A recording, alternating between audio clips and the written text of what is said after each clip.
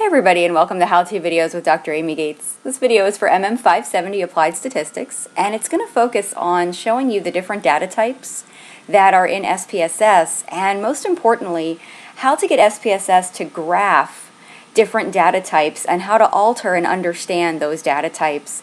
And this is extremely important because when you're looking at different variables, your first step is to try to figure out what is that variable representing and what is the type of that variable.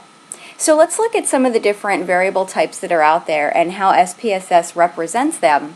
And then we'll look at a couple of questions about how we might graph these different variables and how we might even alter SPSS to force it to create an inappropriate graph for one of our variables to see what that will look like. So SPSS has three different overall data types that it represents. It has nominal data, which is under the area of categorical. It has ordinal data, also categorical, and it has scale data. So let's talk about both of these general areas and some of the different names you'll see for them in the textbook and in other locations. And up here you'll see a little reference to where you can find a lot more information about IBM SPSS and its data types. So categorical data. This is data with a limited number of distinct values or categories, a very, very limited number, such as gender, which would be male or female, maybe religion, you could list different religions, Christian, Muslim, Jewish, Buddhist, and so on, but it would again be a limited number of categories. If you want, you can always name categorical variables using numbers, such as 0 for male and 1 for female, or you can name them using strings like male and female themselves. And again, to see this, you can look at the data set itself, and we'll take some examples of that. This type of data is often referred to as qualitative data because it talks about the quality of data rather than the quantity. For example, if 0 represents male and 1 represents female, these values, 0 and 1, don't represent numerical values. They actually just represent a category or a name of a group. So they're a qualitative measure rather than a quantitative measure. Again, nominal data, which is a type of qualitative and categorical data, a nominal variable is a variable that has no intrinsic ranking or order to it. Such as with gender or religious groups. If we say that male is 0 and female is 1, these values are not meaningful. They don't have any order. We're not saying that females are ahead of males, or we're not saying that males are worth less than females. The actual numerical values don't mean anything in the numerical sense. They're just categories. And so with a nominal qualitative variable, you have no true ranking. One isn't coming before the other, one isn't greater than the other, or so on. Now, categorical data can have a ranking. It can be ordinal and still be qualitative. For example, let's say you created something like attitude scores to try to categorize or measure how people liked a certain beverage. So they might categorize 1 as liking it best, 2 as it being okay, and 3 as not good. So 1, 2, and 3 are not numerical values in the sense that you could add them together. 1 plus 3, for example, has no meaning here. So they are qualitative and they are categorical. However, they do have an intrinsic ranking. 1 is better than 2 is better than 3. So they have an order that is intrinsic to them, and that's where the word ordinal comes from. So nominal data and ordinal data are qualitative. If they're represented by numbers, those numbers do not have any true numeric value, and they're generally referred to as categorical data. Another type of data that you'll see in SPSS is called scale data. Scale data represents either interval or ratio data types. These are data types such that the numerical values are true numerical values, such as the salary that an individual makes. If we have two numerical salaries such as 72,195 or 52,398, we can say that these are true numerical values. These people get these actual salaries. We can compare the salaries. We can say that this salary is definitely higher than this lower salary, and so on. There's an actual distance between the salaries. We can calculate that this person makes exactly $19,797 more dollars than that person. So these values have true numerical meaning. And often this type of data is referred to as quantitative or even continuous data, depending on, again, the type of scale data that you're looking for. But again, the key difference between scale data versus categorical is scale data has true numerical value. Categorical data does not. So let's go ahead and take a look inside of SPSS at our stat_grades dataset, and we can see what this data looks like in dataset form. So let's go ahead and pull this up. And let me first take you to the data view. This is generally what you'll see when you pull up the stat_grades dataset. This is our dataset for all 4 of our class projects.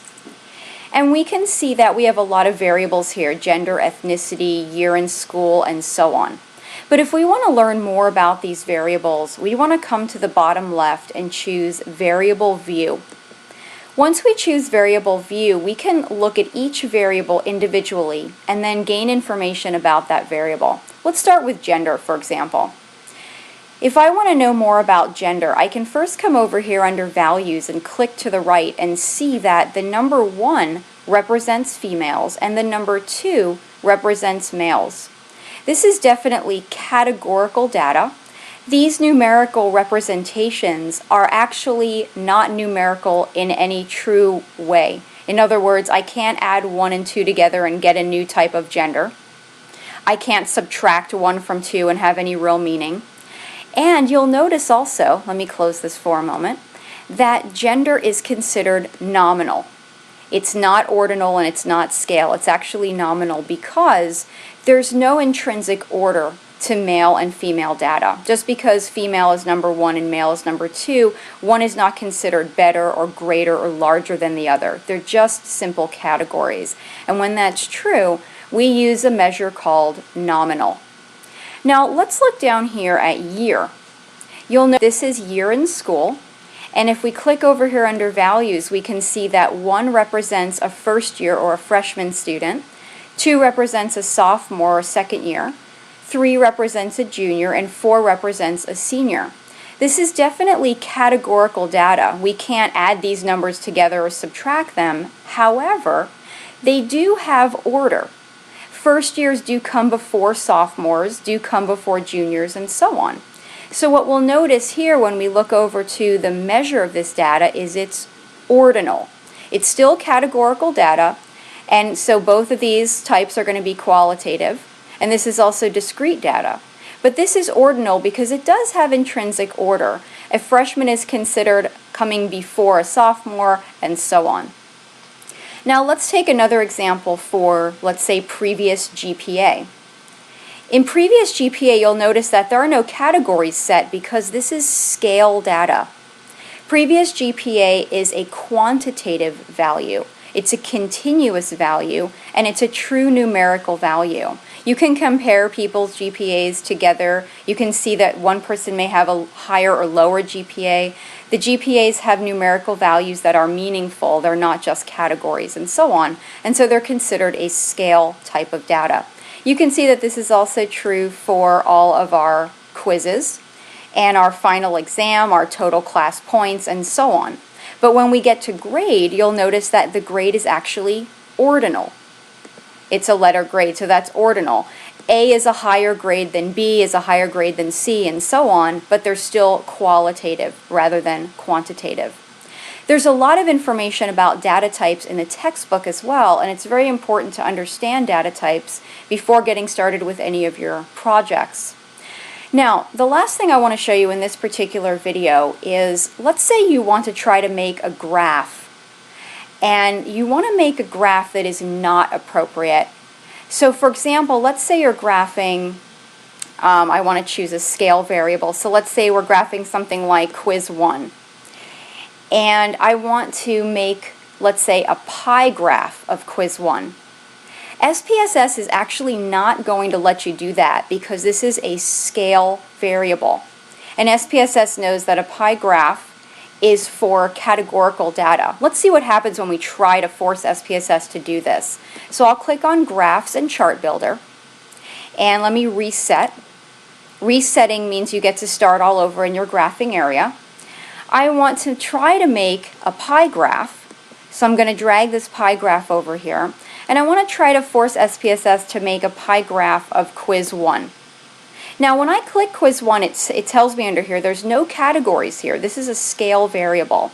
And when I try to drag quiz 1 over here to make a pie graph out of it, it doesn't let me do it, because it knows that a pie graph is inappropriate for a variable that is quantitative. Now let's say I want to see why that is. Let's say I want to force SPSS to make that pie graph so I can see for myself why that's inappropriate.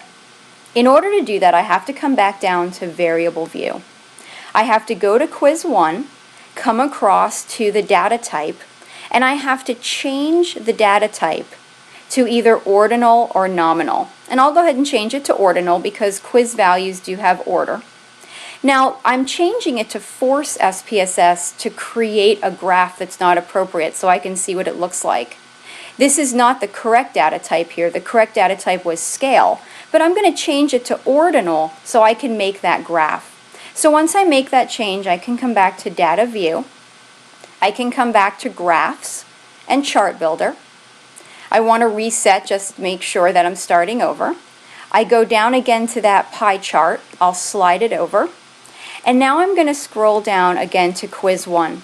Now when I click on quiz 1, notice that it says, okay, you have it set up as a categorical data type, even though we know that it's not. Now I can drag it over, and it lets me drag it over. Normally I can do a number of other things here, but I'm just going to go ahead and click OK so that we can see that it will create this pie chart for us, but it's not a nice representation of the data. It's very messy, there are too many categories, and so on. So the idea behind this video is several-fold. This video talked about different data types, how SPSS represents those data types, and if you want to force SPSS to create an inappropriate graph, you can change a data type from quantitative or scale into categorical to force SPSS to do that. And you will need to do this for your Unit 2 project. So I hope that this video helps, and good luck. Thank you.